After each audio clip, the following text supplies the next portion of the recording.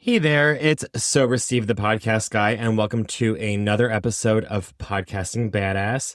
I have been loving the chance to give you a whole bunch of amazing solo episodes recently as I've been hard at work preparing for my podcast launch protocol miniseries.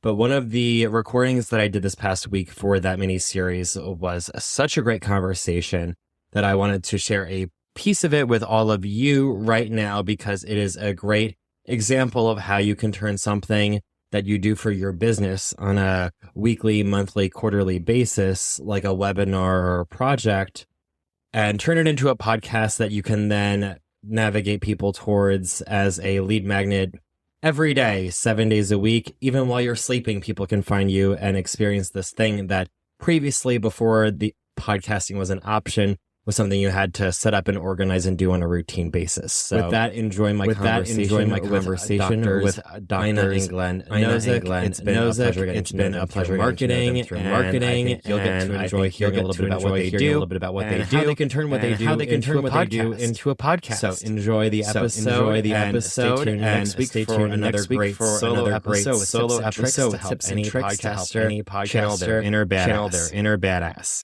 Hey there, it's Sober Steve here today with Doctors Glenn and Ina Nozek. Welcome to the show, guys. Thank you. It's so nice to be here, Steve.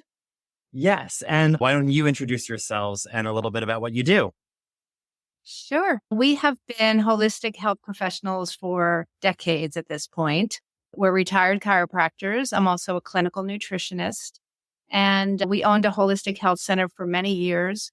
We sold that about 20 years ago, but we've continued on the health and wellness journey in our profession. Currently, we are basically educating, enlightening people about the toxic world that we're living in and offering solutions to help people reduce that load to keep themselves healthy, living a longer and healthier life. And my background chiropractically was a specialist in allergy elimination type techniques. And the reason I even bring that up is because what I needed to do in the office to work with people who were suffering from those conditions was to have air purification, water purification, to take other things out of the environment so that I could really focus in on what it was that they were reacting and then work on that. But yeah, so it's been a long journey of looking at this issue with people.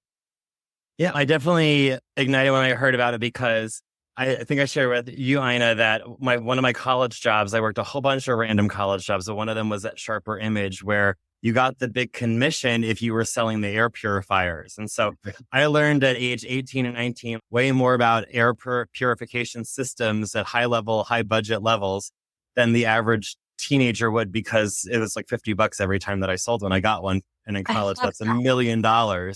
So I definitely have had to turn a blind eye to some of my current habits with water bottles and things like that. But with what you're doing, what would you say is your end goal then, your product that you really encourage the people that are caring about their toxicity to use, or what kind of products? So we've really, especially lately, been honing in more on water filtration than anything else, especially living down here in Florida. But this is something that's going on all over our country.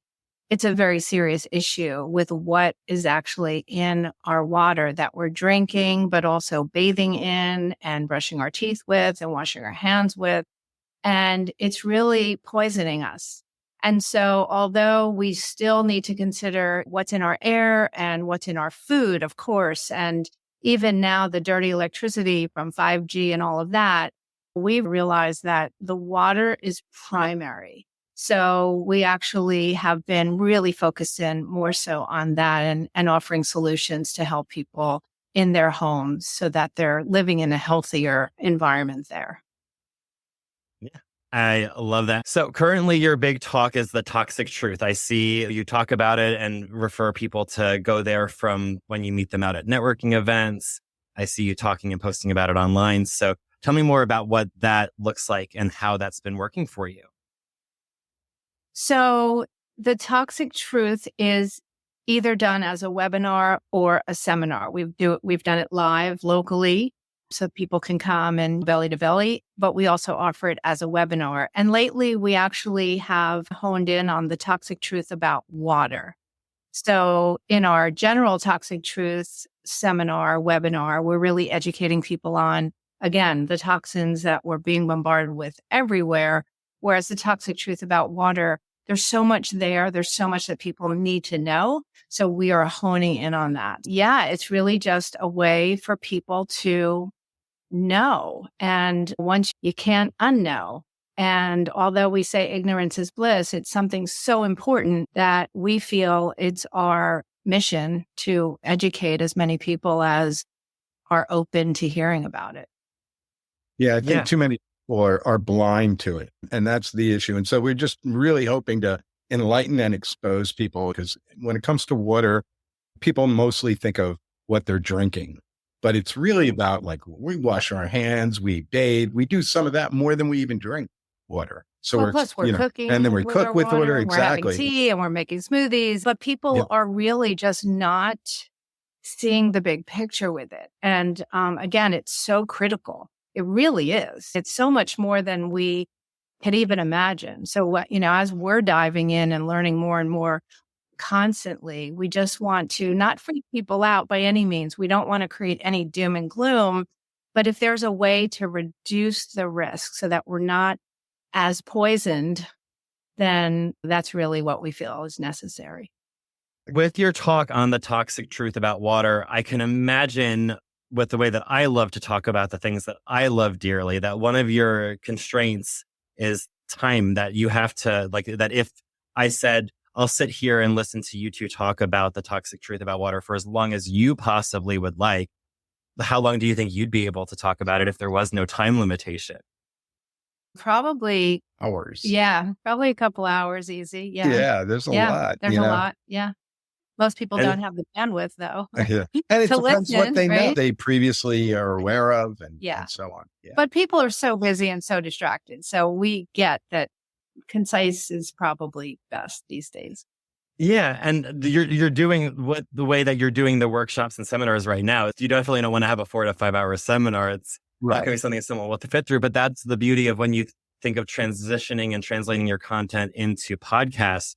You can have 5 hours of content, but have that split up into stories of 10 to 20 minute to 30 minute sections of, you start off with almost like, rather than committing, and you can always commit to doing it week after week, forever and ever. But even if you were just to think out and map out what's everything that I want to say today about the toxic truth about water, and turn that into a story that you tell over 15, 20 episodes that are 15, 20 minutes each, that could be like your whole swan song towards everything that you would ever want someone to know.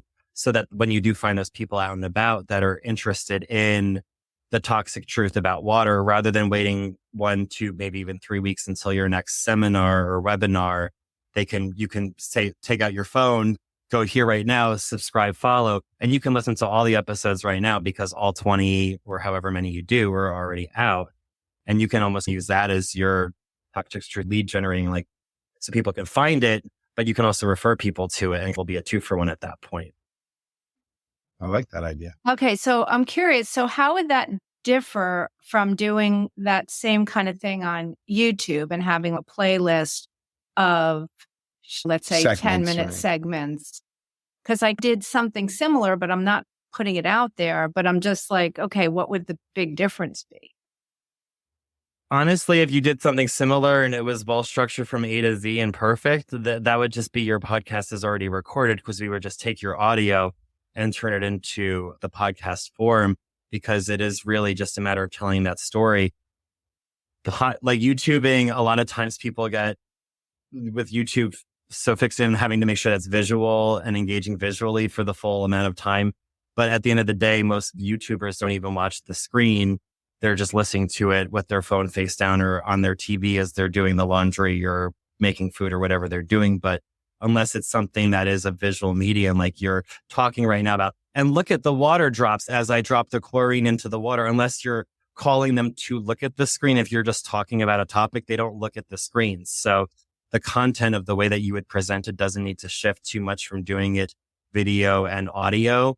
I would just say that because YouTube generally gets more views but less engagement, while podcasts get a broader reach, but they also get like more engagement. The people are more likely to follow along and watch all of it and not get lost in their playlists and sets because it's your show and it's always kind of homepage. That having it as a podcast would definitely still be something to consider and focus and specialize in addition to or as a separate thing to the YouTube channel, even if it is the same content. Okay, cool. Great. Thank you. If you were to do a limited series, so let's say you did the toxic truth about water and you did that with your X number of episodes that you released, you can leave it then say, and make sure that you still follow the show, because after this series of telling the story, we'll give you monthly or quarterly or whatever updates. The important thing there twofold will be like to communicate it at the end, be like, this is the end of the story where we're releasing it every day or every week or however the frequency is. But be also then follow through with what you say you're going to do, which a lot of that when people pod fade, which is like the phrase for when people just stop releasing content when they said that they would. Is like people say, we're going to cut back just a little bit. And that's the last episode you'll ever hear from them, like ever again, ever. So if you say part of our plan with this podcast is to do this limited series and then monthly or quarterly updates, just make sure that when you do that as well, you have that format and that formula so that 2 months from now, when it's time to record your next quarterly update, you know what you're going to be talking about. You're like, oh, this is too scary because I don't know what I wanted to do. And I forgot where I was going because I lost my traction. So I'm just going to give up. So just again, have a plan and the formula and a format. So if you're doing those updates before you even say you're going to do them, you know what they will be. Like broad strokes. Same thing with your newsletter. You don't have to know what is going to be in each newsletter specifically, but broad strokes saying these are what you can expect. Right. And then giving your listeners, viewers, leads what they expect. They'll love it. Yeah. Cool. Totally agree. It worked the same in an office where when a patient walks into an office, a smart office literally tells the patient what to do. They come in, they say their name, I say, and then say, have a seat over there. And the doctor will be with you. Because I'm serious. If you don't do that, you're not quite sure what you're supposed to do. So it makes sense to help people and guide them. To be guided. Yeah. What would you say are some of your biggest takeaways? I think my biggest takeaway is it just seems like there's so much to this and there's so many different directions that you can go with. And the creativity is really what brings every podcast to have its own unique characteristics and likability. And that's how you attract your audience. So it's fascinating. It really is.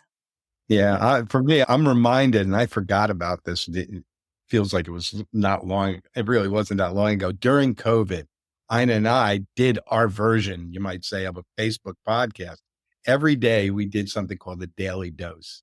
Daily Dose with the Docs. And the Daily Dose with the Docs. And it was just a little bit of like inspiration and light in a dark time. And that's all it was. It was designed to just give people that moment. And it ended up being like, people really enjoyed it. We got a lot of feedback from it and we were just doing it regardless. Like we were half doing it for ourselves. So another big takeaway is that we pod faded. Because I remember we said we were doing it every day, Monday through Friday, and then we cut it down to 3 days a week. And then, it was like, then we just. And then things started lightening up. Yeah. So but that's not a big takeaway. No, the takeaway is we need to not fade. We need to opposite. Yeah. The big takeaway is no more pod fading. Yeah. There we go. Luckily, a podcast coach that can help you with that when you're ready. We do. The best. Yes. Thank you so much. If someone wanted to connect with you both to find out more information about the toxic truth about water, whether that be one of your webinars or about your podcast, how would they find you? So really good question, because we're in the midst now of doing some changes with creating at least a landing page or something that we could drive people to that we're proud of, because what we have now, we're just not too happy with. So I would say for now, can I give my number? Can they contact me? Works or email works, whatever works best. Yeah, I'm always open to texts, calls. My cell number is 732-300-1925. And my phone's always open. Always happy to connect with people. And Facebook, we're both on Facebook. Absolutely. So, yep. Yeah. All right. I'll make sure to link over to your Facebooks then in the show notes. Thank you so much.